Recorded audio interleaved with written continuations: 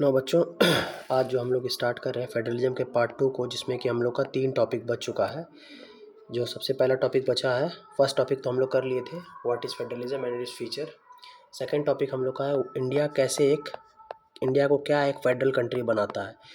Third है कैसे federalism को प्रैक्टिस्ड किया जाता है। और फोर्थ है बच्चों हम लोग का टॉपिक जो है आज का, हम लोग का ये 3 टॉपिक है, मतलब टोटल 4 टॉपिक है डिसेंट्रलाइजेशन के बारे में।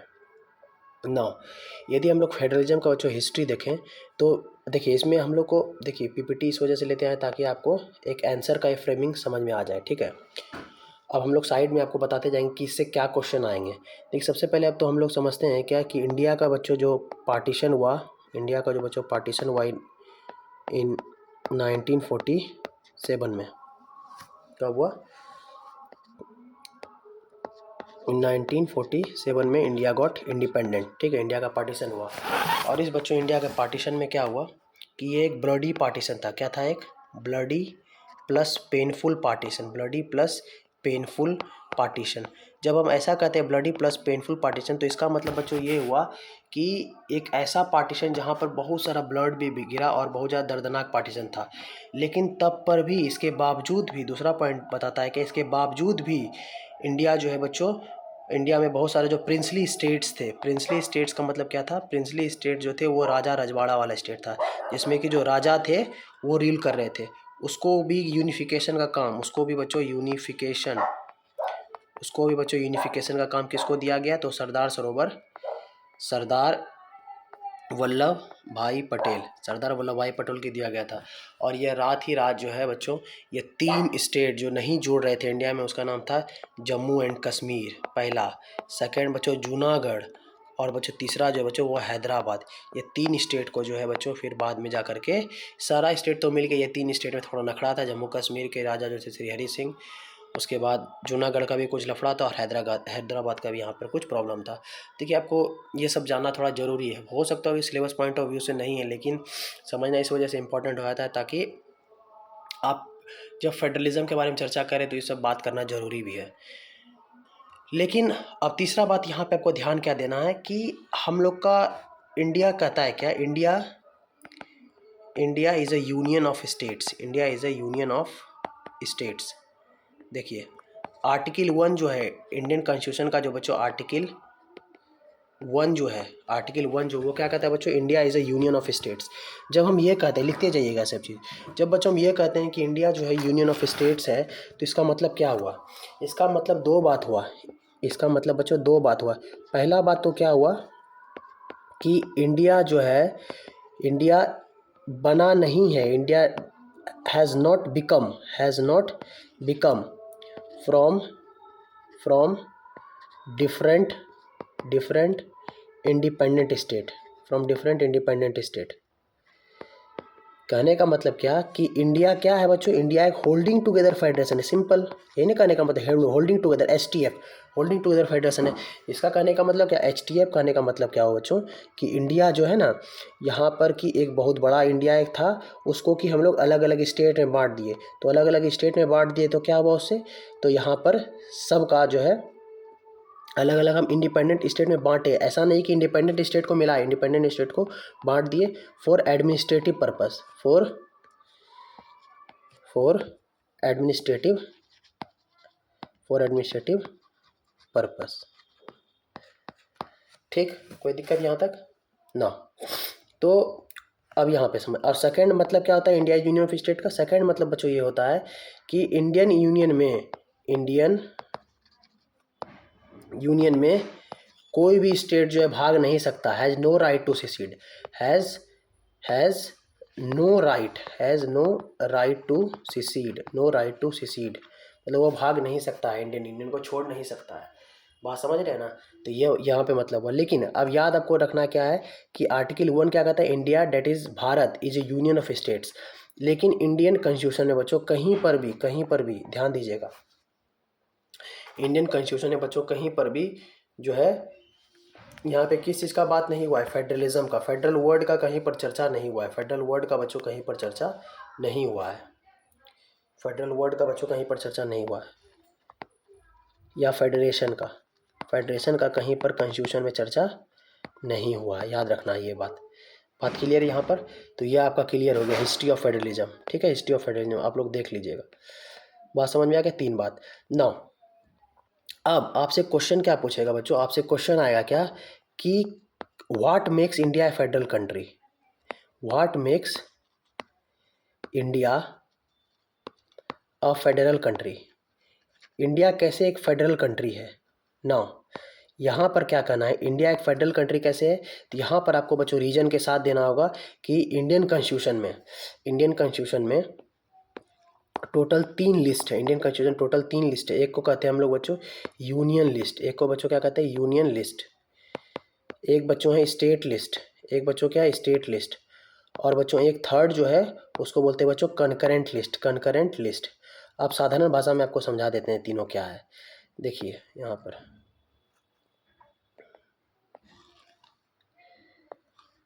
देखिए, यहाँ पर हम लिखते हैं यूनियन लिस्ट, यहाँ पर लिखते हैं स्टेट लिस्ट,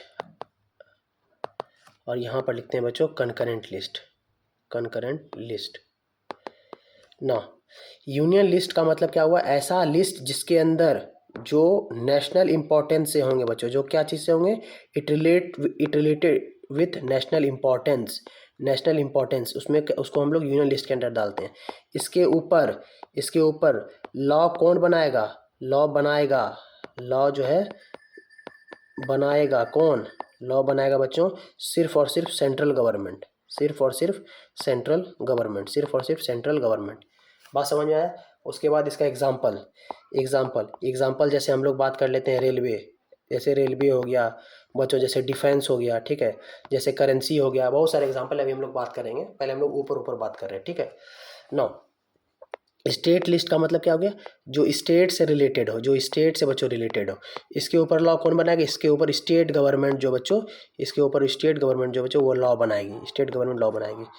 उसके बाद एग्जाम्पल देख लीजिए। अब देखिए इसके अंदर एग्जाम्पल वेरी इंपॉर्टेंट रहता है। एग्जाम्पल में जैसे हम लोग यहाँ पर एग्रीकल्चर को रखते हैं, ठीक है, एग्रीकल्चर को रखते हैं, जैसे यहाँ पर पुलिस को रखते हैं, एग्रीकल्चर रखते हैं, पुलिस को रखते हैं। अब याद रखिएगा, जैसे हम लोग जब बात करते हैं दिल्ली पुलिस, तो दिल्ली पुलिस एक स्टेट पुलिस नहीं है, वो सेंट्रल पुलिस है। वो कौन है, सेंट्रल पुलिस है, याद रखिएगा। ना बच्चों अब हम लोग बात करते हैं कंकरेंट लिस्ट। कंकरेंट लिस्ट का मतलब क्या हो गया, जिसके ऊपर दोनों लॉ बनाएगी, सेंट्रल गवर्नमेंट भी लॉ बनाएगी बच्चों, और स्टेट गवर्नमेंट भी लॉ बनाएगी, सेंट्रल भी लॉ बनाएगी, स्टेट भी बनाएगी।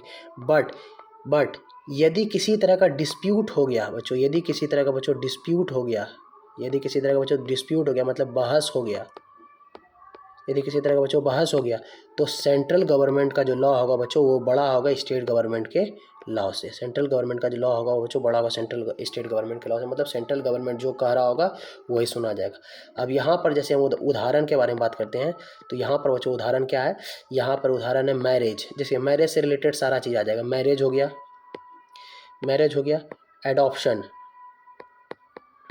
एडॉप्शन मतलब गोद लेना। उसके बाद बच्चों सक्सेशन, ठीक है, इनहेरिटेंस, ये सब सारा किस में आ जाएगा बच्चों, ये सब सारा कंकरेंट लिस्ट में आ जाएगा। ये सब किस में आ जाएगा बच्चों, सारा कंकरेंट लिस्ट। अब हम लोग यहाँ पे देख लेते हैं, यही तो है। देखिए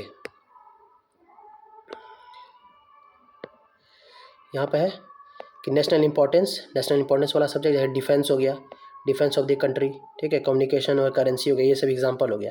व्हाई ओनली दिस सब्जेक्ट, इस सब्जेक्ट के ऊपर इस सब्जेक्ट को इस वजह से डाला गया है हम लोग के इंडियन कॉन्स्टिट्यूशन में, ताकि वो थ्रू आउट द कंट्री उसके ऊपर अप्लाई हो, थ्रू आउट द कंट्री के ऊपर अप्लाई होता है, ठीक है। इसके ऊपर कौन लॉ बनाएगा, only the central union government या सेंट्रल गवर्नमेंट, ठीक है, जो हम बताए वही है।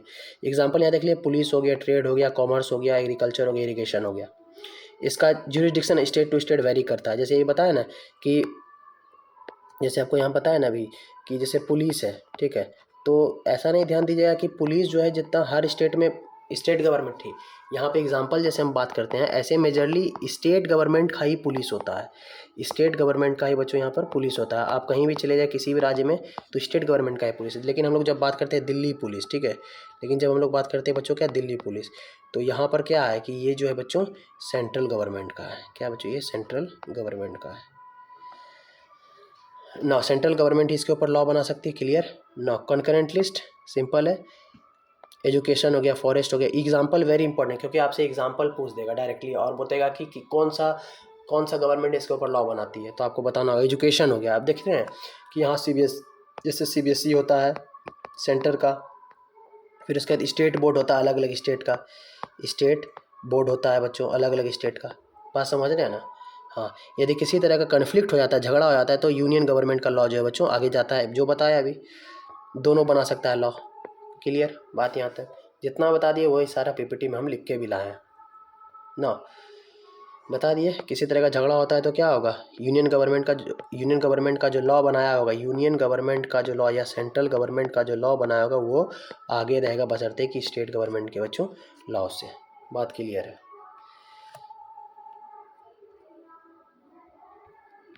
ना? अब एक सब्जेक्ट ऐसा आता है, अब यहाँ पे सब्जेक्ट बात समझ रहे ना?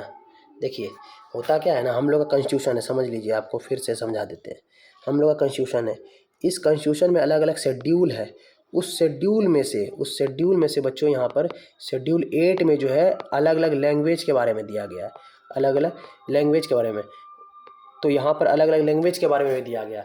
जैसे शेड्यूल 7 है तो यहाँ पर भाषा, यहाँ पे सब्जेक्ट के बारे में दिया गया है, यहाँ पे अलग अलग सब्जेक्ट के बारे में दिया है। जैसे 9 है, यहाँ पर बच्चों लैंड रिफॉर्म के बारे में दिया गया, लैंड रिफॉर्म के बारे में दिया गया। सेम उसी तरह से यहाँ पर सब्जेक्ट, मेरा कहने का मतलब क्या है कि कॉन्स्टिट्यूशन में सब्जेक्ट मतलब हिस्ट्री पॉलिटी नहीं, सब्जेक्ट मतलब जैसे हम बोले नेशनल लिस्ट के अंदर कौन सा सब्जेक्ट, एक लिस्ट के अंदर सब्जेक्ट का मतलब कि उसके ऊपर सरकार कुछ ना कुछ बना रही है, एक पर्टिकुलर चीज़ है।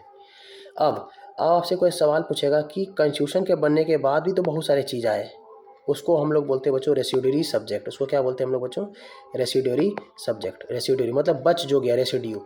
जैसे कंप्यूटर सॉफ्टवेयर हुआ है ना, यूनियन गवर्नमेंट इसके ऊपर लॉ बनाती है और आपसे पूछ सकता है 3 नंबर के लिए कि किसको कहते हैं रेसिड्यूरी सब्जेक्ट, उसके बारे में बताइए।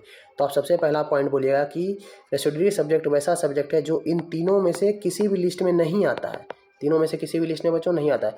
सेकंड पॉइंट बोलिएगा कि इसमें यूनियन गवर्नमेंट बच्चों इसके ऊपर लॉ बनाती है। और थर्ड बच्चों इसका बताइएगा आप एग्जांपल, जैसे ई कॉमर्स हो गया, जैसे बच्चों यहाँ पर ई कॉमर्स हो गया,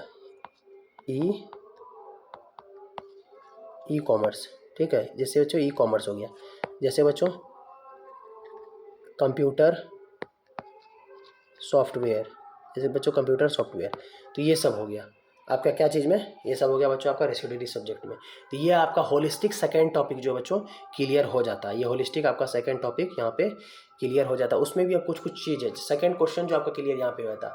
अब देखिए, अब यहाँ पर समझना है बच्चों क्या कि हम लोग का इंडिया में, ठीक है, अब तो जम्मू कश्मीर का तो सिस्टम ख़त्म हो गया, क्योंकि पहले जम्मू कश्मीर का था तो एग्जाम्पल, तो आपके NCERT में जम्मू कश्मीर का एग्जाम्पल था article 370 plus 35A।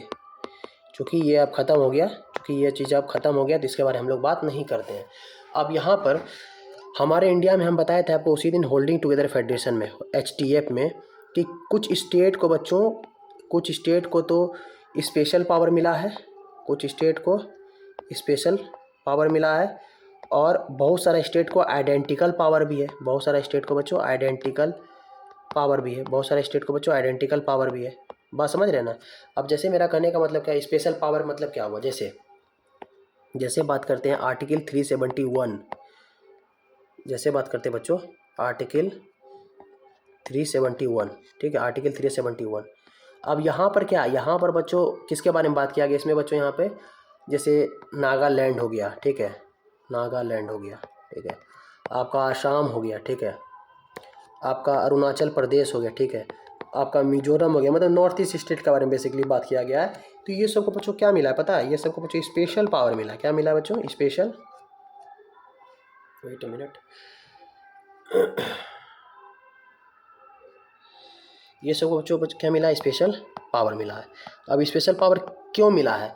Special power इस वजह से मिला है क्योंकि यहाँ का सोशल कंडीशन, यहाँ का सोशल परिस्थिति जो है, यहाँ का सोशल परिस्थिति जो है बच्चों, यहाँ का सोशल परिस्थिति प्लस यहाँ का जो हिस्टोरिकल परिस्थिति, यहाँ का हिस्ट्री भी कुछ अलग रहा है। क्योंकि इस भारत सरकार का हम शुरू से आपको बताते हुए आ रहे, क्योंकि गवर्नमेंट ऑफ इंडिया का नॉर्थ ईस्ट के ऊपर बहुत कम यहाँ पर, ठीक है, गवर्नमेंट ऑफ इंडिया का यहाँ पर लैक रहा है क्या चीज़, to see upon north east region, ठीक है। तो इस वजह से यहाँ पे प्रॉब्लम क्रिएट होता है और इस वजह से हम लोग यहाँ पर किसी को स्पेशल स्टेटस देते हैं। और उसके बाद आइडेंटिकल स्टेटस तो सबको मिला ही है। अब एक चीज़ और यहाँ पे आपको बताना चाहेंगे, और एक चीज़ समझिए। नाउ अब ये तो आपको समझ में आ गया identical status, special status. Now जैसे अब हम लोग यहाँ पे यूटी के बारे में बात करते हैं, यूनियन टेरिटरी, ठीक है। यहाँ पे हम लोग यहाँ पे यूनियन टेरिटरी के बारे में बात करते हैं। अब देखिए, यूनियन टेरिटरी के बारे में कहा गया है कि इसका एरिया इतना छोटा है, इसका एरिया बच्चों इतना छोटा है कि ना तो हम इसको एक स्टेट बना सकते हैं, ना तो हम इसको कोई एक स्टेट बना सकते हैं, ना ही, सुनिएगा, ना तो हम इसको कोई स्टेट ना ही हम इसको स्टेट में मर्ज कर सकते हैं, ना ही हम इसको स्टेट में मर्ज कर सकते हैं। दोनों में से कुछ नहीं कर सकते हैं। इस वजह से इस एरिया को जो एडमिनिस्टर करता है बच्चों, वो कौन करता है बच्चों? Central government. कौन करता है बच्चों? Central government. ये यहाँ पे बोला जा रहा है कि यूटी एक ऐसा एरिया है जो कि इतना छोटा है, ना हम उसको स्टेट में मर्ज, फिर से सुनिए, ना उसको हम स्टेट में मर्ज कर सकते हैं और ना ही हम उसको स्टेट बना सकते हैं, इतना छोटा है। और उसको कौन बच्चों? सेंट्रल गवर्नमेंट यहाँ पर रेगुलेट करता है। ना ये आपका यहाँ पर क्या क्लियर हो गया? ये आपका स्पेशल स्टेटस और आइडेंटिकल स्टेटस के बारे में बात क्लियर हो गया। यही बात यहाँ पे लिखा है आपका, देख लीजिए। इतना छोटा है कि हम लोग इंडिपेंडेंट स्टेट भी नहीं बना सकते और उसको मर्ज भी नहीं कर सकते किसी एग्जिस्टिंग स्टेट में। उसके बाद चंडीगढ़ हो गया, लक्षद्वीप हो गया, ये सबको हम लोग कहते हैं क्या? किसके पास स्पेशल पावर है? सेंट्रल गवर्नमेंट के पास। क्लियर? आपको सारा बात हम बता दिए यहाँ पे। ना अब यहाँ पे समझिएगा। ना अब हम किसी तरह का, मान लीजिए बच्चों, हमको किसी तरह का चेंज करना है, किसी तरह का हमको बच्चों चेंज करना है कॉन्स्टिट्यूशन में या पावर अरेंजमेंट में, तो हम कैसे करेंगे? देखिए, इसको समझाने से पहले कुछ बेसिक्स को आपको समझना बहुत ज़रूरी है बच्चों, कुछ बेसिक्स को समझना ज़रूरी है। यदि आपसे कोई पूछ देगा कि हम लोग के कॉन्स्टिट्यूशन में जो चेंज होता है वो किस आर्टिकल से होता है, तो आप बोलेंगे आर्टिकल 368 से। आर्टिकल 368 से जो है हम लोग के कॉन्स्टिट्यूशन में अमेंडमेंट किया जाता है, अमेंडमेंट इन द कॉन्स्टिट्यूशन। अब आप लोग के लिए अमेंडमेंट का मतलब क्या है? अमेंडमेंट का मतलब होता है बच्चों कि किसी चीज़ का बदलाव करना, किसी चीज़ का बच्चों यहाँ क्या करना? बदलाव, संशोधन करना, किसी चीज़ का संशोधन करना, बदलाव करना। ना यदि मान लेते हैं सेंट्रल गवर्नमेंट है और प्लस स्टेट गवर्नमेंट है, इन दोनों का मसला कुछ है, इन दोनों का मतलब मसला कुछ इन द सेंस कहने का ये है मेरा कि मान लेते हैं किसी पावर में यहाँ पे छिड़खानी करना है, मतलब यहाँ पर किसी चीज़ में चेंज करना है, इन दोनों का सहमति यहाँ पर ज़रूरी है। जब इन दोनों का मैटर होगा तो क्या होगा? इसका जो प्रोसेस है, टू वे प्रोसेस है। सबसे पहले जो बिल है, जो अमेंडमेंट है, उस बिल को सबसे पहले बच्चों दोनों सदन से पास किया जाएगा, दोनों सदन से पास किया जाएगा, टू हाउसेस से बच्चों। आपको यहाँ पे शॉर्ट में बता रहे हैं क्योंकि इतना ज़रूरी आपको नहीं है, ठीक है, लेकिन हम समझा दे रहे हैं। दोनों सदन से पास किया जाएगा विथ एटलीस्ट 2/3 मेजोरिटी, 2/3 मेजोरिटी, मतलब 2/3 में। मान लेते हैं कि 300 लोग प्रेजेंट हैं तो 2/3, इसका मतलब कितना हुआ? 2/3, ठीक है, मतलब 200 लोग उसको यहाँ पे बच्चों क्या करेंगे? 200 लोग बच्चों उसको सहमति देंगे, तब ये दोनों सदन से बच्चों पास होगा। उसके बाद यहाँ पे पास होने के बाद, याद रखिएगा, यहाँ पे बच्चों पास होने के बाद क्या होगा? फिर वो जाएगा स्टेट लेजिस्लेचर के पास। वो जाएगा बच्चों कहाँ? स्टेट लेजिस्लेचर के पास। और बच्चों जब स्टेट लेजिस्लेचर के पास चले जाएगा तो वहाँ पर भी याद रखना है, वहाँ पर भी आधा से ज़्यादा स्टेट को पास करना पड़ेगा। मतलब मान लेते हैं 20 स्टेट है तो 11 स्टेट को पास करना पड़ेगा, 11 स्टेट को पास करना पड़ेगा, तब जा करके वो किसके पास जाएगा? तब वो प्रेसिडेंट के पास जाएगा। और जब प्रेसिडेंट के पास जाएगा तब वह साइन कर देंगे, तब वो एसेंट देंगे, असेंट, ASSENT, एसेंट देंगे, मतलब साइन करेंगे, तब वह जा करके क्या बनेगा? वह एक्ट बनेगा, तब वो कुछ बदलाव हुआ। तो ये पूरा प्रोसीजर है। यदि पावर का अरेंजमेंट में या पावर शेयरिंग के अरेंजमेंट में कुछ शिफ्ट करना है तब। बात समझ के फिर से समझ लीजिए। आर्टिकल 368, ठीक है, अमेंडमेंट करना है, ठीक है, दोनों का जो सहमति जरूरी है, सेंट्रल गवर्नमेंट का भी, स्टेट गवर्नमेंट का भी। कैसे? कोई एक बिल है, एक ड्राफ्ट प्रपोजल, बिल का मतलब एक ड्राफ्ट प्रपोजल, किसी तरह का हमको कुछ सुधार करना है, 2 हाउस से पास की with 2/3 majority plus state legislature का आधा से पास करना पड़ेगा, तब वह प्रेसिडेंट के पास जाएगा, प्रेसिडेंट साइन करेंगे, तब वह एक एक्ट बनेगा। बात समझ में आ गया? अब यहाँ पे देखिए क्या है रोल ऑफ जुडिशरी। जुडिशरी का काम क्या है ये तो पता है आपको, जुडिशरी का काम आपको बता चुके हैं। कॉन्स्टिट्यूशन को क्या करता है? बहुत सारा काम है जुडिशरी का। अभी आप बेसिक बात समझ लीजिए, बेसिक बात हम बताएं, इंटरप्रेट करता है कॉन्स्टिट्यूशन को, इंटरप्रेट करता है पहला। दूसरा क्या करता है? जुडिशरी यदि किसी तरह का डिस्प्यूट रहता है, यदि किसी तरह का बच्चों डिस्प्यूट होता है किसके बीच, हाई कोर्ट और सुप्रीम कोर्ट के बीच, सुप्रीम कोर्ट या हाई कोर्ट की डिस्प्यूट होता है, वो भी जुडिशरी यहाँ पे सुलझाता है। उसके बाद जुडिशरी का काम क्या करना, जुडिशरी का जैसे बहुत सारा जो लॉ हुआ उस लॉ को इम्प्लीमेंट जो है सही ढंग से किया जा रहा है कि नहीं, उस लॉ का बच्चों इम्प्लीमेंट है वो कॉन्स्टिट्यूशनली हो रहा है कि नहीं, कॉन्स्टिट्यूशनली या मतलब कहने का मतलब क्या प्रोसीजरल वाइज हो रहा है कि नहीं, प्रोसीजर वाइज हो रहा है कि नहीं। तो 3 काम बता दिए, interpret the constitution, interpret the constitution, dispute सुलझाता है और implement the law with the procedure और कॉन्स्टिट्यूशनल प्रोविजंस। ये बात हो गई जुडिशरी का, क्लियर। नो गवर्नमेंट का क्या रोल है, गवर्नमेंट सिंपल, ये सब उतना इंपॉर्टेंट नहीं है, बस बता रहे हैं, खाली ऊपर ऊपर देख लीजिए। देखिए जुडिशरी का रोल इंपॉर्टेंट है, ये आपसे क्वेश्चन 3 मार्क में पूछा जा सकता है, ये आपको क्वेश्चन पूछा जा सकता है। Role of judiciary, role of judiciary बताइए, रोल ऑफ जुडिशरी बताइए 3 मार्क्स के लिए, तो आप बता देंगे, अभी जस्ट ऊपर बताएं ना। स्टेट गवर्नमेंट जो है वो क्या करती है, इस इंडियन गवर्नमेंट और स्टेट गवर्नमेंट वो रेज करती है resources, raise resources by levying taxes. अब देखिए कहने का मतलब क्या, रेज रिसोर्सेज का मतलब क्या, गवर्नमेंट जो बच्चों खर्चा करती है, एक्सपेंडिचर करती है, और वो एक्सपेंडिचर कैसे उसको, उस एक्सपेंडिचर को कैसे पुराएगी, सरकार जो एक्सपेंडिचर को कैसे पुराएगी, थ्रू इम्पोजिंग द टैक्सेस। सरकार जितना ऊपर हमारे ऊपर टैक्स लगा रही है उतना तो खर्च भी कर रही है ना, ठीक है, ये यहाँ पे कहने का मतलब हुआ ना। ये आपका सेकेंड टॉपिक बच्चों क्लियर हो जाता है। तो सेकेंड टॉपिक में हम लोग क्या क्या पढ़ लिए, 1 मिनट में हम लोग समराइज़ कर लेते हैं, समराइज़ कर लेते हैं सेकेंड टॉपिक को। सेकेंड टॉपिक में बच्चों हम लोग पढ़े कि 3 लिस्ट के बारे में, union list, state list, concurrent list और residuary list. Union list, state list, concurrent list और बच्चों रेसिड्यूरी सब्जेक्ट। उसके बाद हम लोग क्या समझे, आर्टिकल 368। उसके बाद बच्चों क्या समझे हम लोग, यूटी के बारे में, ठीक है, और उसके बाद आर्टिकल 371 के बारे में। उसके बाद बच्चों क्या समझे, role of judiciary, role of judiciary समझे, रोल ऑफ जुडिशरी समझे। देख रहे हैं हम लोग काफ़ी चीज़ यहाँ पे सेकंड टॉपिक में कवर कर लिए। ये तो इम्पॉर्टेंट है, ये भी आपसे सेपरेट में पूछा जा सकता है 2 नंबर के लिए, 2 मार्क्स के लिए, और ये भी आपसे जो है पूछा जा सकता है 3 मार्क्स के लिए, ठीक है, वेरी इंपॉर्टेंट है। नाउ आगे बढ़ने से पहले हम लोग का जो थर्ड टॉपिक है वो क्या है कि फेडरलिज्म प्रैक्टिस कैसे करते हैं, हम लोग फेडरलिज्म को प्रैक्टिस कैसे करते हैं। यहाँ पे क्या था कि इंडिया कैसे एक फेडरल कंट्री है, अब यहाँ पे हम लोग बात करते हैं फेडरलिज्म को प्रैक्टिस कैसे करते हैं। अभी हम देखिए आपको ज़्यादा सब चीज़ नहीं बताएं क्योंकि बहुत सारा चीज़ है इसमें, टर्मिनोलॉजी क्या है, what makes India federal country, इसमें एक वर्ड आता है क्वासी फेडरल, जो कि देखिए अभी बताना इस वजह से ज़रूरी नहीं है क्योंकि 10th में है, ठीक है। और यदि किसी भी क्लास के लोग देख रहे हैं तो यहाँ पे बेसिक्स को समझना जरूरी है, बेस के ऊपर हम लोग फिर बात करेंगे क्योंकि जहाँ पर जो चीज़ बताना है वो हम बता ही दे रहे हैं। क्वासी फेडरल का मतलब क्या होता है, इंडिया एक क्वासी फेडरल ही है। इसका मतलब क्या है कि यहाँ पर फेडरल के साथ साथ बच्चों इंडिया में कुछ यूनिटरी फीचर भी हैं, इंडिया में बच्चों कुछ यूनिटरी फीचर भी है। अब यूनिटरी फीचर कैसे आपको पता है, जैसे यूनिटरी फीचर हम बताए थे ना आपको, एक ही सुप्रीम कोर्ट है, ठीक है, अलग अलग स्टेट के लिए अलग अलग कोर्ट नहीं है। उसके बाद एक ही रिटन कॉन्स्टिट्यूशन है, एक ही बच्चों यहाँ पे क्या है बच्चों, रिटन कॉन्स्टिट्यूशन है। एक ही सिटीजनशिप है, ए सिंगल सिटीजनशिप, बात समझ रहे हैं। ये सब इंडिया क्या बनाता है, ये सब इंडिया को बच्चों क्या बनाता है, यूनिटरी बनाता है। क्या बनाता है बच्चों, यूनिटरी बनाता है, ठीक है, ये सब आप लोग समझ गए।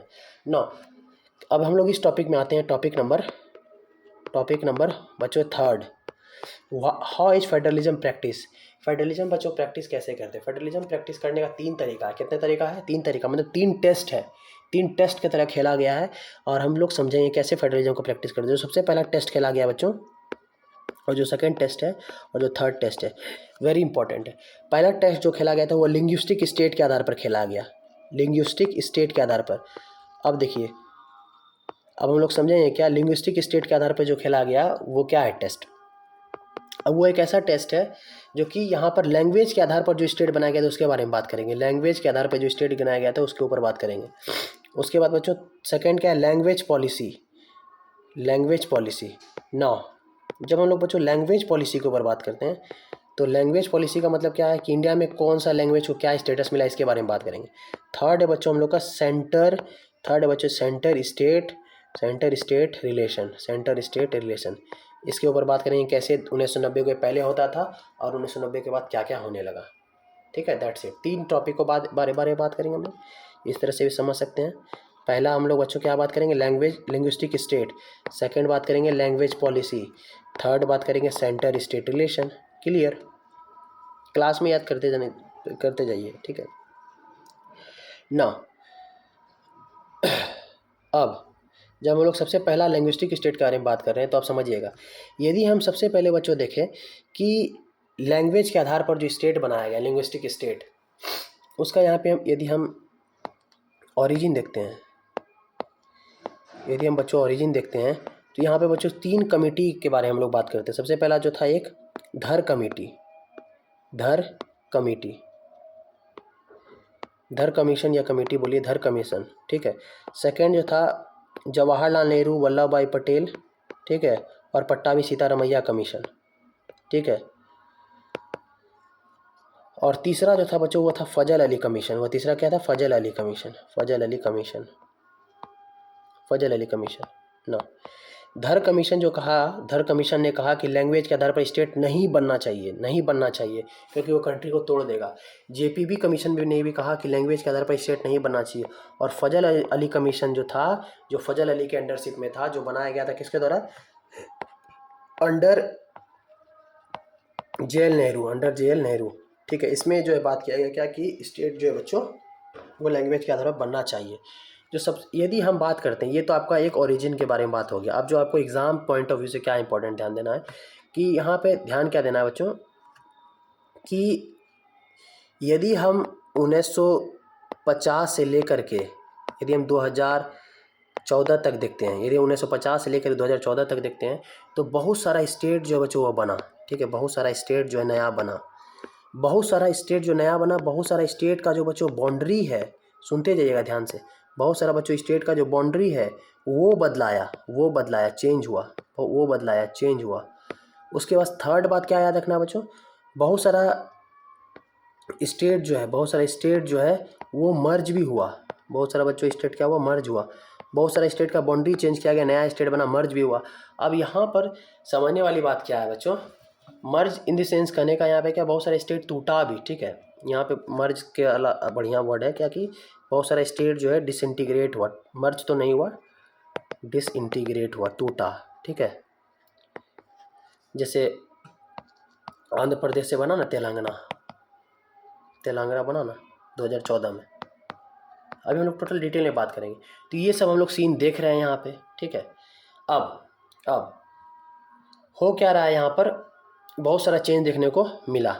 अब बहुत सारा स्टेट जो बच्चों वो लैंग्वेज को, कल्चर को प्रोटेक्ट करने के लिए, इथनिसिटी को प्रोटेक्ट करने के लिए भी बनाया गया। जैसे हो गया बच्चों झारखंड, जैसे हो गया आपका नागालैंड, जैसे हो गया झारखंड हो गया, जैसे नागालैंड।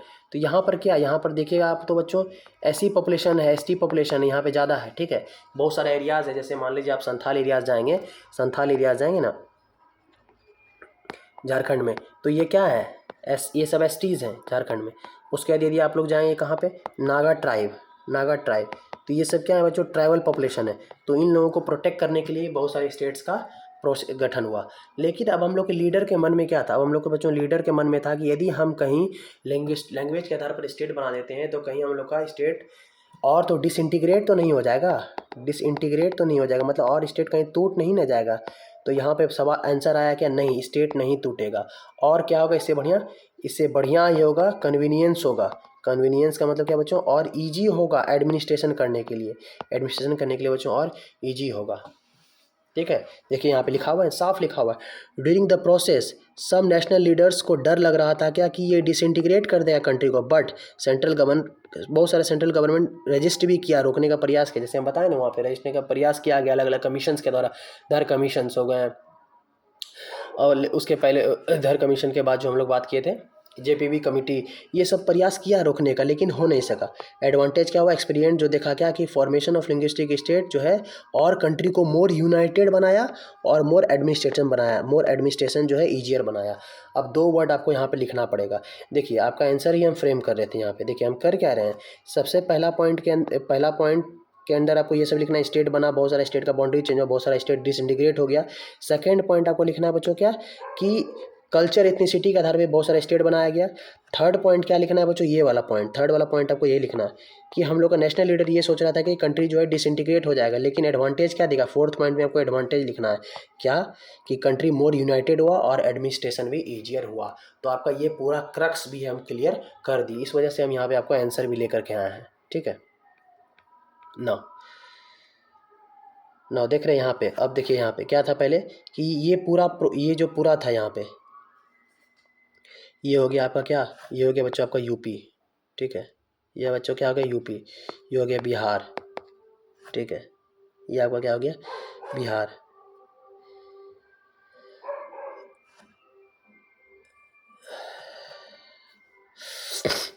उसके बाद देख रहे हैं ये सब अलग अलग स्टेट है, जम्मू कश्मीर भी टूट के यहाँ पे लद्दाख बन गया है। ठीक है, बहुत सारे स्टेट में फॉर्मेशन हम लोग को देखने को मिला है ना। अब हम लोग बात करते हैं बच्चों सेकंड टॉपिक जो हम लोग का क्या है, वो क्या है बच्चों,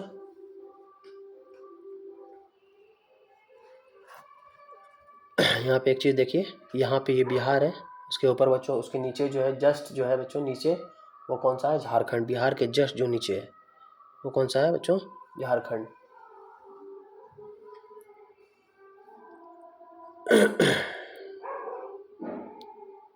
तो एमपी हो गया ये पूरा, ये पहले का है। ठीक है, यहाँ पे झारखंड बना है। ठीक है, यहाँ पे झारखंड बना है, इसके जस्ट नीचे है झारखंड, जस्ट नीचे झारखंड ना। अब सेकंड टेस्ट जो था बच्चों वो क्या था, लैंग्वेज पॉलिसी। अब सेकंड टेस्ट लैंग्वेज, देखिए टू दी पॉइंट हम बात करते हैं कि हम लोग का इंडिया में कोई भी नेशनल लैंग्वेज नहीं। सबसे पहला बात, कोई नेशनल लैंग्वेज नहीं। सबसे पहला पॉइंट क्या लिखेगा, no national language, clear, no national language. Hindi और इंग्लिश को यूज किया गया दो ऑफिशियल लैंग्वेज, याद रखिए दो ऑफिशियल लैंग्वेज। क्या है बच्चों, दो ऑफिशियल लैंग्वेज है। देखिए यहाँ पे दो official language, we don't have any national language. Schedule language, अब देखिए शेड्यूल लैंग्वेज का मतलब क्या हो गया, हमारे कॉन्स्टिट्यूशन में जो है कुल 22 शेड्यूल लैंग्वेज, कुल 22 शेड्यूल लैंग्वेज है। इस 22 शेड्यूल लैंग्वेज का मतलब क्या हुआ कि यदि हम किसी भी यदि किसी भी हम सेंट्रल गवर्नमेंट के एग्ज़ाम में बैठ रहे हैं तो इन 22 में से कोई भी एक लैंग्वेज हम चूज़ कर सकते हैं। ठीक है, 22 में से कोई हम लैंग्वेज चूज कर सकते हैं। देखिए क्लासिकल लैंग्वेज अलग होता है, क्लासिकल लैंग्वेज अलग होता है और शेड्यूल लैंग्वेज अलग होता है। ऐसा नहीं समझिएगा दोनों सेम है, क्लासिकल लैंग्वेज अलग होता है, शेड्यूल लैंग्वेज अलग होता है।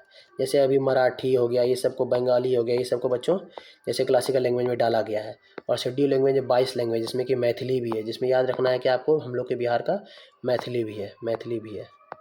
ठीक है ना।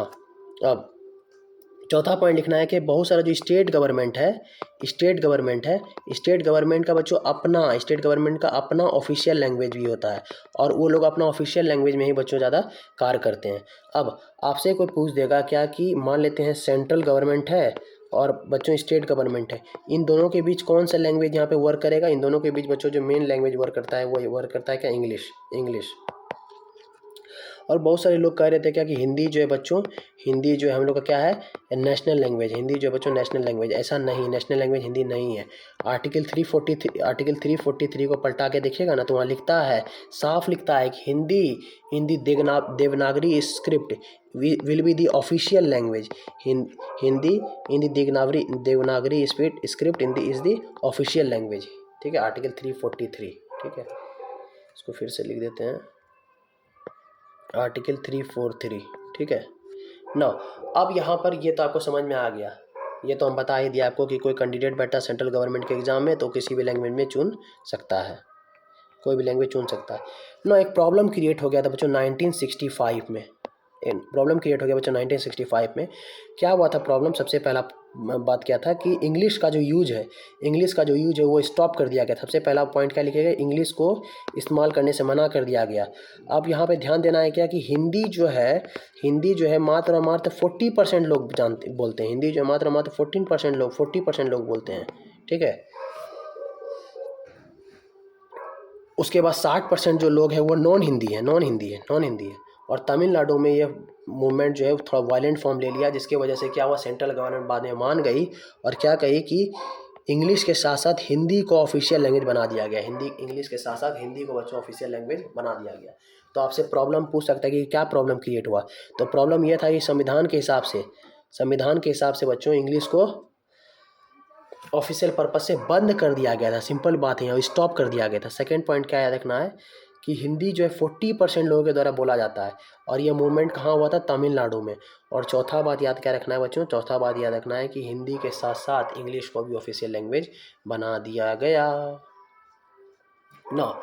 हम लोग थर्ड टॉपिक के लास्ट में आ गए, सेंटर स्टेट रिलेशन। अब इसको हम लोग अपने भाषा में समझने का प्रयास करेंगे। यहाँ पे समझते हैं क्या है। अब यहाँ पे हम लोग बच्चों समझते हैं क्या है। जब हम लोग बात करते हैं बच्चों सेंटर स्टेट रिलेशन का, तो सेंटर स्टेट रिलेशन का मतलब बच्चों क्या हो कि सेंटर और स्टेट के बीच का रिलेशन के बारे में हम लोग यहाँ पे बात कर रहे हैं। अब क्या हुआ, क्या यहाँ पर बात है, प्रॉब्लम क्या है और बात क्यों कर रहे हैं। देखिए होता क्या था 1990 के पहले, 1990 के पहले क्या होता था, 1990 के पहले क्या होता था, 1990 के पहले क्या होता था कि बच्चों जो पॉलिटिकल पार्टी, मान लेते हैं ये पॉलिटिकल पार्टी एक्स है, पॉलिटिकल पार्टी बच्चों एक्स है। यही पॉलिटिकल पार्टी जो बच्चों सेंटर में भी है, सेंट्रल गवर्नमेंट भी है, और यही पॉलिटिकल पार्टी बच्चों स्टेट गवर्नमेंट भी है। जब हम बात कर रहे हैं कि एक ही पॉलिटिकल पार्टी सेंट्रल गवर्नमेंट भी है, स्टेट गवर्नमेंट भी है, तब तो इसको काम ईजियर हो जाएगा, ठीक है। तब तो ये आराम से जो चाहेगी वो करती होगी, as their wishes this party deal with the state government also. लेकिन बाद में क्या हुआ कि बहुत सारे जो पॉलिटिकल पार्टी है 1990 के बाद रीजनल पार्टी का ग्रो होना स्टार्ट हुआ। 1990s के बाद बच्चों क्या हुआ, रीजनल पार्टी, बहुत सारे रीजनल पार्टी का ग्रो होना स्टार्ट हुआ। और रीजनल पार्टी का जब ग्रो होना स्टार्ट हुआ तो क्या हुआ कि कोई भी एक सिंगल पार्टी को बच्चों यहाँ पर वोट पूरा नहीं आने लगा। मतलब पूरा वोट करने का मतलब कि एब्सोल्यूट मेजोरिटी नहीं हो रहा था। पूरा वोट करने का मतलब क्या, एब्सोल्यूट मेजोरिटी जो था बच्चों नहीं आ रहा था। एब्सोल्यूट मेजोरिटी जो नहीं आ रहा था मतलब पूर्ण बहुमत, मतलब 50% से ज़्यादा, 50% प्लस 1 सीट ऐसा नहीं हो रहा था, 50% प्लस 1 सीट ऐसा नहीं हो रहा था। तो क्या हुआ, तो इसके बाद का कंसेप्ट आया, इसको हम लोग बोलते हैं कोलिशन गवर्नमेंट का, गठबंधन का सरकार, कोलिशन गवर्नमेंट। जब कोई भी एक पॉलिटिकल पार्टी जो है अकेला एब्सोल्यूट मेजोरिटी नहीं लाती है तो क्या करती है, वो छोटे छोटे पॉलिटिकल पार्टी के साथ गठबंधन बनाती है और तब जाकर के इलेक्शन लड़ती है। तब यहाँ पर क्या हुआ, अब यहाँ पर खेला हो गया क्या कि ये पॉलिटिकल पार्टी जो पहले एक्स था ये सेंटर में है अभी भी, और यहाँ पर पॉलिटिकल पार्टी बच्चों क्या हुआ, यहाँ पर वाई आ गया। या कहाँ आ गया, वाई। अब ये क्या कर रहा है, this political party, X political party try to undermine the power of Y. ये क्या कर रहा है, बार बार ज़बरदस्ती अपना, जैसे मान लेते क्या किया, जैसे मान लेते हैं ज़बरदस्ती यहाँ पे कॉन्स्टिट्यूशन में कुछ बदलाव कर दिया। जैसे बच्चों कॉन्स्टिट्यूशन में कुछ बदलाव करके यहाँ पे कुछ चेंज लेते आया, ये सब कर हो रहा था। लेकिन रीजनल पॉलिटिक्स के बाद वो चीज़ होना बंद हो गया। अब उसी बात को हम लोग यहाँ पे समझते हैं क्या लिखा है। बस जितना पॉइंट लिख दिए बस वही आंसर हो गया आपका। फॉर ए लॉन्ग टाइम एक ही पॉलिटिकल पार्टी जो सेंटर में भी थी और स्टेट में भी थी। पहला बात जो बताया आपको, स्टेट गवर्नमेंट जो था अपना ऑटोनोमस पावर इस्तेमाल ही नहीं कर पा रहा था, बताया ना, अपना इस्तेमाल ही नहीं कर पा रहा। The central government try to undermine, मतलब प्रयास कर रहा था किस तरह से उसको कब्जा में लेकर के स्टेट गवर्नमेंट को और अपने ढंग से करे। तो ये दिस अंडरमाइन, ये क्या कर रहा था, खराब कर रहा था। This undermine the spirit of federalism, ये फेडरलिज्म का जो आत्मा है उसके विरुद्ध जा रहा था। देख रहे हैं कैसे यहाँ पर अलग अलग पॉलिटिकल पार्टी जो है यहाँ पर भीख मांगने के लिए प्लीड कर रहा है कि हमको पावर दे दो, देख रहे हैं यहाँ पर कौन है, ये इंदिरा गांधी। और यहाँ पे देख रहे हैं केरल है, हरियाणा है, बंगाल है, यूपी है, ये सब जो यहाँ पर पावर के लिए भीख मांग रहे। इसका मतलब क्या हुआ, that during the time of Congress there was the undermining of the power, किसका, undermining of the power of state government में पावर को अंडरमाइन किया जा रहा था बच्चों। बात समझ में आया, ये यहाँ पे दिखाया जा रहा है। बट 1990s के बाद क्या हुआ, कोलिशन पॉलिटिक्स स्टार्ट हो गया। कोलिशन पॉलिटिक्स बताएं क्या हुआ, when no single party got a clear majority in the Lok Sabha, the major national party क्या करता है, अलायंस बनाता है बहुत सारे पॉलिटिकल पार्टी के साथ और सेंटर में गवर्नमेंट फॉर्म करता है। जैसे देख रहे हैं यहाँ पर अलग अलग पॉलिटिकल पार्टी है ना, ये सब फॉर्म की है अलायंसेस। ना बेनिफिट्स क्या होता है, बेनिफिट्स ये था एक नया चीज़ सिस्टम को समझ में आया, क्या हुआ, एक नया क्या हुआ, ऑटोनोमस मिलने लगा स्टेट गवर्नमेंट को। सबसे पहला बेनिफिट क्या हुआ, autonomous to state government, to state government.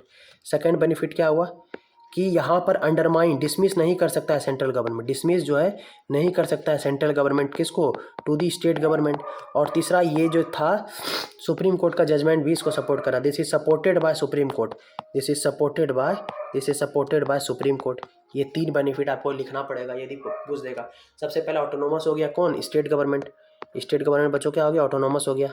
Second क्या हो, डिसमिस नहीं कर सकता है, अब डिसमिस जो है बच्चों नहीं कर सके। और तीसरा it is supported by the supreme court. Now यह भी आपका टॉपिक ओवर हो गया, सेकंड टॉपिक, सेकंड और थर्ड टॉपिक ओवर हो गया। Now coming to the decentralization. Now इस टॉपिक में हम लोग क्या क्या समझेंगे, पहले समझ लेते हैं हम लोग क्या क्या समझेंगे इस टॉपिक में। इस टॉपिक में बच्चों हम लोग समझेंगे सबसे पहले, इसमें हम लोग क्या समझेंगे इस टॉपिक में, सबसे पहले हम लोग समझेंगे बच्चों की डिसेंट्रलाइजेशन का मीनिंग क्या होता है, डिसेंट्रलाइजेशन का बच्चों मीनिंग क्या होता है। सेकंड समझेंगे बच्चों व्हाई डिसेंट्रलाइजेशन, सेंट्रलाइजेशन ही क्यों, why decentralization, why decentralization, sorry why decentralization. Third हम लोग समझेंगे क्या क्या मेजर स्टेप्स लिए गए, क्या क्या मेजर बच्चों स्टेप्स लिए गए थे इन 1992 में। और उसके बाद हम लोग समझेंगे बच्चों 2 types of local self government, 2 types of local, LSG का मतलब लोकल सेल्फ गवर्नमेंट, लिखते जाइएगा। एक होता है rural local self government, rural local self, और सेकंड है अर्बन लोकल सेल्फ। ये 2 के बारे में हम लोग यहाँ पे बात करेंगे, rural local self, urban local self.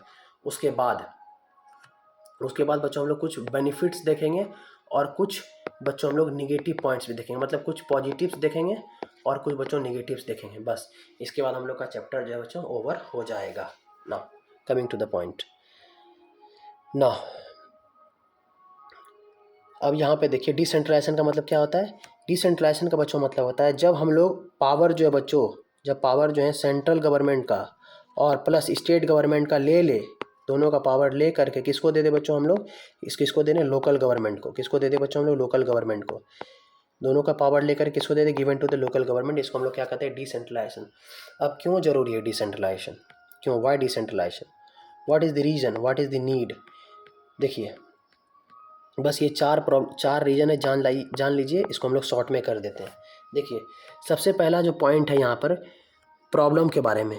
देखिए आपका जो प्रॉब्लम है, आपका जो प्रॉब्लम है एक लोकल लेवल का जो प्रॉब्लम है, हम लोग का मान लेते हैं, यदि मान लो कोई पर्सन गांव में रह रहा है, ठीक है, सपोज कोई पर्सन गांव में रह रहा है, उसका प्रॉब्लम मोदी थोड़ी ना जानेगा, उसका प्रॉब्लम मोदी थोड़ी ना जानेगा। उसका प्रॉब्लम जो है best settled at the local level, उसका प्रॉब्लम जो सबसे बढ़िया सेटल जो होगा लोकल लेवल पर ही होगा। कारण क्या है, नॉलेज का, क्योंकि इस प्रॉब्लम का जो नॉलेज है, जैसे हम लोग जैसे आपको बता रहे हैं उसी तरह समझते जाइए। सबसे पहला हो गया पॉइंट प्रॉब्लम, सेकेंड में नॉलेज। जो इस यहाँ के लोकेलिटी के बारे में किसके पास सबसे ज़्यादा नॉलेज होगा, नॉलेज अबाउट द लोकेलिटी, यहाँ के लोकल पीपल के द्वारा। उसके बाद यहाँ का लोकल पीपल के पास ही आइडियाज़ भी होंगे, यहाँ पे लोकल पीपल के पास भी आइडियाज़ होंगे कि कहाँ पर कितना पैसा खर्च करना है और किस में कितना पैसा खर्च करेंगे, ताकि वो काम जो है बच्चों मेरा क्या होगा, इफ़िशियंट होगा, काम जो बच्चों क्या होगा। उसके बाद यदि हम लोकल लेवल पर बच्चों डिसेंट्रलाइज करते हैं तो क्या होगा, यहाँ पर हम लोग को एक पार्टिसिपेटिव डेमोक्रेसी दिखेगा। क्या दिखेगा बच्चों, पार्टिसिपेटिव डेमोक्रेसी। क्या दिखेगा बच्चों, पार्टिसिपेटिव डेमोक्रेसी, पार्टिसिपेटिव डेमोक्रेसी। तो प्रॉब्लम याद हो जाएगा, प्रॉब्लम हो गया, नॉलेज हो गया, आइडिया हो गया, पी हो गया, पार्टिसिपेटिव डेमो, पी किप। एक प्रॉब्लम सिंपल याद रखना, आंख बंद कीजिए, ध्यान दीजिए कि major problems which is the problem of the rural areas are best settled at the local level. Second, knowledge किसको अच्छा होगा, वहाँ के लोगों को। आइडिया, किसके पास बेटर आइडिया रहेगा कहाँ पैसा खर्च करना है, वहाँ के लोगों को। उसके बाद पार्टिसिपेटिव डेमोक्रेसी को भी ये करता है, पी किप।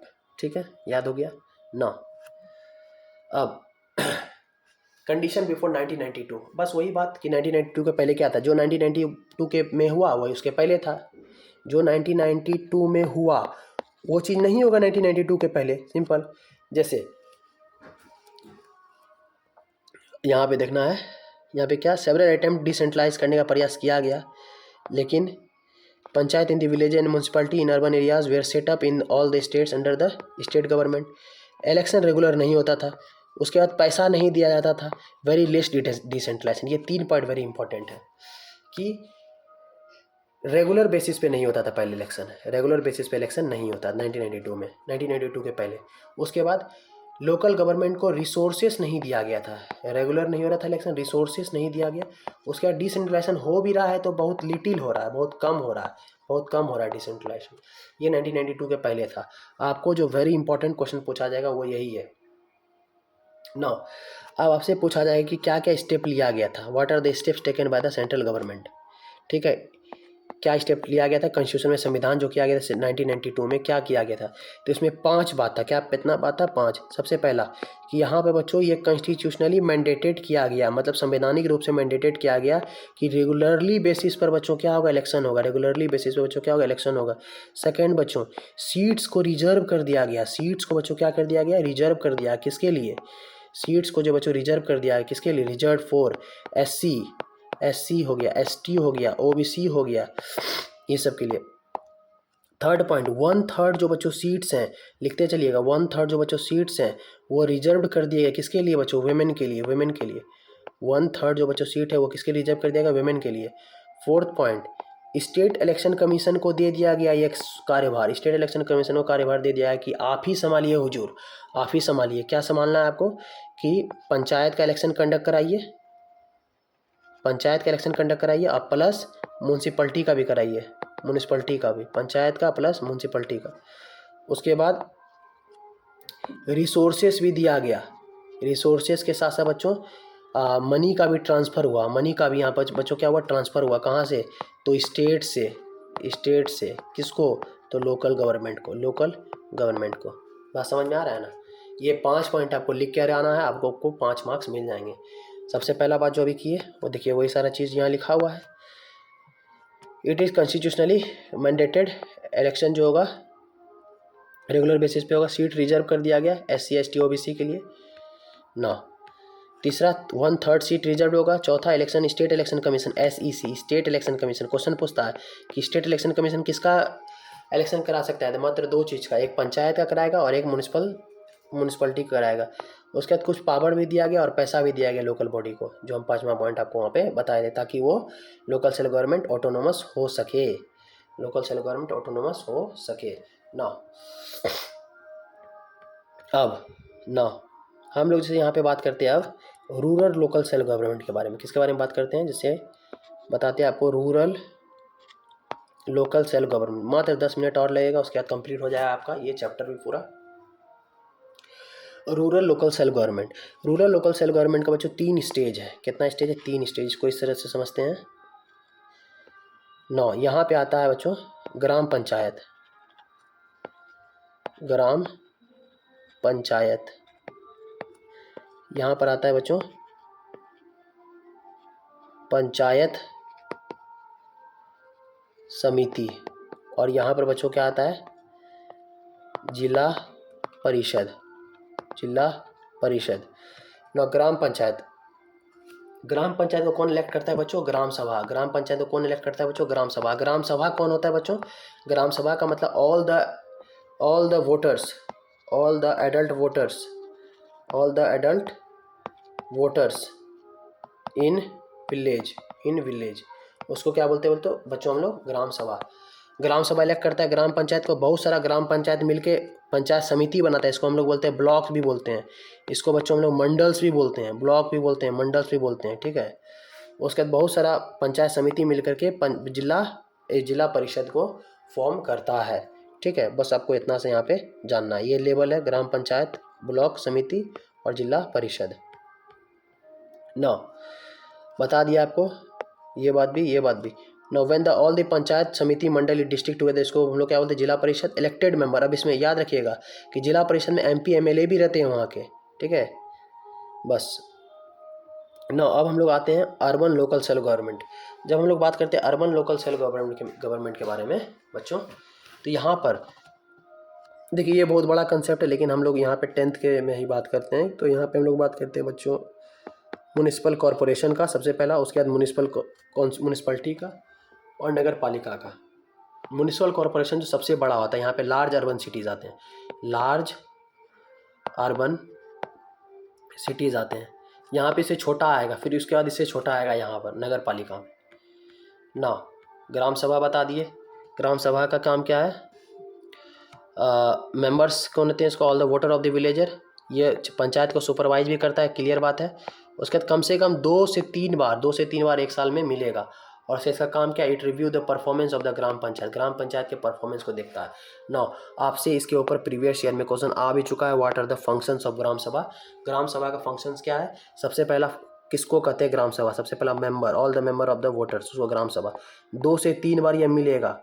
उसके बाद परफॉर्मेंस को रिव्यू देगा, परफॉर्मेंस को बच्चों रिव्यू भी देगा, ठीक है, कौन, ग्राम सभा। नौ, अब हम लोग यहाँ पर मेरिट्स के ऊपर बात कर लेते हैं, क्या क्या यहाँ पर मेरिट्स है। अब मेरिट्स क्या है बच्चों, सबसे पहला कि लोकल गवर्नमेंट का आना बहुत बड़ा है एक डेमोक्रेसी के लिए, एक डेमोक्रेटिक कंट्री के लिए बहुत बड़ा एक्सपेरिमेंट है, लार्जेस्ट एक्सपेरिमेंट, सबसे पहला पॉइंट लार्जेस्ट एक्सपेरिमेंट है। सेकेंड बात बच्चों कि 36 लाख इलेक्टेड रिप्रेजेंटेटिव जो है यहाँ पर कहाँ है, 36 लाख कहाँ है, सिर्फ और सिर्फ म्यूनिसपैलिटी में है और प्लस पंचायत में, समझ रहे हैं। 36 लाख एक लार्जेस्ट एक्सपेरिमेंट है, प्लस 36 लाख। उसके बाद इसमें बहुत सारे विमेन भी है बच्चों, बहुत सारे इसमें विमेन भी है, बहुत सारे बच्चों विमेन भी है। उसके बाद इसको कॉन्स्टिट्यूशनल स्टेटस भी मिल गया है। अब देखिए इस पॉइंट का कहने का मतलब क्या हुआ, देखिए फिर से समझ लीजिए मेरिट्स में। जब हम मेरिट बोलते हैं मतलब हम प्लस पॉइंट बात कर रहे हैं। तो सबसे पहला ये एक लार्जेस्ट एक्सपेरिमेंट है डेमोक्रेसी का, local self government largest experiment है। सेकेंड बात क्या करते हैं कि ये कॉन्स्टिट्यूशनली गारंटीड भी हो गया है, कॉन्स्टिट्यूशनली गारंटीड। इसका मतलब क्या हुआ कि बाय 73rd अमेंडमेंट जो 1992 में हुआ था और 74th अमेंडमेंट जो इंडिया में हुआ है, उसके थ्रू ये दोनों है। 73rd से रूरल आया है और 74th से अर्बन आया है। उसके बाद थर्ड पॉइंट 36 लाख पीपल जो है वो किस में बच्चों, पंचायत में, और बहुत सारे लोग म्यूनिसपैलिटी में भी हैं। उसके बाद इसमें से बहुत सारे विमेन का भी रिप्रेजेंटेशन बढ़ा है, विमेन का भी रिप्रेजेंटेशन बच्चों यहाँ पर क्या हुआ है, बढ़ा है। विमेन का रिप्रेजेंटेशन बच्चों क्या है, बढ़ा है यहाँ पर। ये सारा पॉइंट आपको नोट डाउन कर लेना है। Largest experiment constitutionally guaranteed 36 lakh और विमेन का रिप्रेजेंटेशन बहुत बढ़ा है। नॉट डीमेरिट क्या है, डीमेरिट यही है, बहुत सारा डिफ़िकल्टी भी है। उसके बाद ग्राम सभा रेगुलर बेसिस पे नहीं हो रहा है। उसके बाद बहुत सारा ट्रांसफ़र भी नहीं किया जा रहा है पावर को, और उसके बाद पैसा भी नहीं दिया जा रहा है। तो पैसा रिसोर्सेस नहीं दिया जा रहा है, पावर भी कभी कभी बच्चों नहीं दिया जाता है, बहुत सारा डिफ़िकल्टी है, ठीक है। उसके बाद ग्राम सभा जी भी जो है रेगुलर बेसिस पे नहीं हो रहा है। ये 4 पॉइंट आपको दिमाग में रख लेना है, रिसोर्सेस नहीं दिया जा रहा है, पावर नहीं दिया जा रहा है। उसके बाद ग्राम सभा भी टाइम पे नहीं हो रहा है, ये सब आपको ध्यान देना है यहाँ पे। ये डीमेरिट में है जो कि आप आराम से लिख सकते हैं जब इतना हम लोग पढ़ लिए ना। एक चीज़ अब यहाँ पर है, ये आपका चैप्टर कंप्लीट हो जाता है, ठीक है, धन्यवाद। उसके बाद यहाँ पर आपको समझना है कुछ चीज़, अब 5-7 मिनट का कुछ चीज़ है आपको समझा देते हैं जो कि आपको एग्ज़ाम पॉइंट ऑफ व्यू से इम्पॉर्टेंट हो जाता है। देखिए स्टेट रीऑर्गेनाइजेशन कमीशन जो है, जो 1953 में सेटअप किया गया था, इसका काम यहाँ पे इस स्टेट रीऑर्गेनाइजेशन कमीशन 1953 का जो है यहाँ पर बात किया जा रहा है। ये एक एक्ट था जिसमें कि 16 स्टेट्स बना दिया गया था और 3 यूटी बनाया गया था। लेकिन स्टेट रीऑर्गेनाइजेशन एक्ट 1956 का, स्टेट रीऑर्गेनाइजेशन एक्ट 1956 का, ये 1953 में 16 स्टेट और 3 यूटी, लेकिन एसआरए में 14 स्टेट बना दिया गया और 6 यूटी बना दिया गया है, 14 स्टेट और 6 यूटी। लेकिन अभी जो है वो 28 स्टेट और 8 यूटी है, याद हो जाएगा। अब समझिए यहाँ पे क्या बोलना चाह रहे हैं कि देखिए यहाँ पे हम बताए अभी क्या कि state reorganization commission SRC 1953 16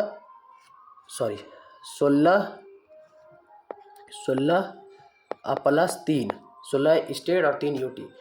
state reorganization act 1956 14 plus 6 और अभी जो है टुडे 28 स्टेट है और 8 यूटी है, ठीक है, 28 स्टेट 8 यूटी। उसके बाद जैसे अब यहाँ पे देख लीजिएगा आप लोग, गुजरात और महाराष्ट्र जो है बम्बई से बन के आए, नागालैंड आसाम से आया, हरियाणा पंजाब से आया, मेघालय आसाम से आया, छत्तीसगढ़ MP से आया, उत्तराखंड UP से आया, झारखंड बिहार से आया, तेलंगाना आंध्र प्रदेश से आया। ये सब तो थोड़ा देख लेना है, और कौन कौन स्टेट कब कब बना, ये सब थोड़ा इंपॉर्टेंट हो जाता है। जो खास करके BPSC की तैयारी कर रहे हैं उसको तो ये देख ही लेना चाहिए टेबल, ताकि ये आपको इम्पॉर्टेंट है। नौ, जो हम बात कर रहे थे धर कमीशन, जो आपको बताए थे, जेपीबी कमेटी, फजल अली कमीशन, धर कमीशन जो था, ये बात किया गया था नया स्टेट बनाइए लेकिन लैंग्वेज फैक्टर पर नहीं बनाई, मतलब ये भी लैंग्वेज फैक्टर को काट दिया। देखिए जेपीबी मतलब जे से जवाहरलाल नेहरू, भी से वल्लभ भाई पटेल, सी से पत्ताई सीतारामन, ये भी लैंग्वेस्टिक स्टेट के आधार पर गलत कह रहे थे कि लैंग्वेज के आधार पर नहीं बनाइए।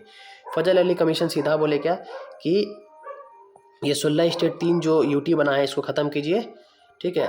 और ये जो था लैंग्वेज के आधार पर स्टेट बनाने के बारे में बात किया गया, इसको बोलते हैं हम लोग फजल अली कमीशन। और बाद में 1956 में यहाँ पर एसआरए के थ्रू, स्टेट रीऑर्गेनाइजेशन एक्ट के थ्रू 14 स्टेट और 6 यूटी बना दिया गया।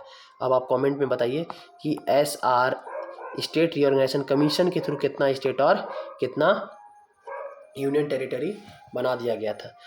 अगले वीडियो में बच्चों हम लोग इसके पीवाईक्यू को बात करेंगे, पावर शेयरिंग और फेडरलिज्म के जितने पीवाईक्यूज आए हैं मोस्ट इंपॉर्टेंट हम लोग बात करेंगे, ठीक है। दैट्स ऑल, थैंक यू, जय हिंद।